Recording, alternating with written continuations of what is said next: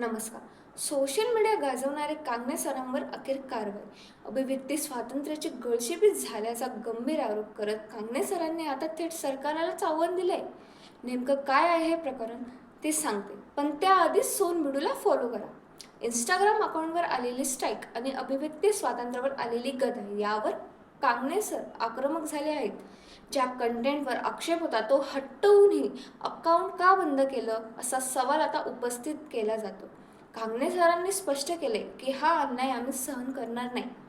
येत्या 15 दिवसात जर सरकारने योग्य तो निर्णय घेतला नाही तर 16व्या दिवशी महाराष्ट्र एक वेगळं दृश्य पाहणार आहे. मंत्रालयावर आक्रोश मोर्चा नेण्याचा मोठा इशारा यावेळी देण्यात आलाय. लाखो तरुणांचा पाठिंबा असलेल्या कांगणे सरांची ही हाक आता सोशल मीडियावर वाऱ्यासारखी पसरते. हा केवळ एका व्यक्तीचा लढा नसून विचारांचा लढा असल्याचं समर्थकांचं म्हणणं आहे. आता चेंडू सरकारच्या कोर्टात आहे.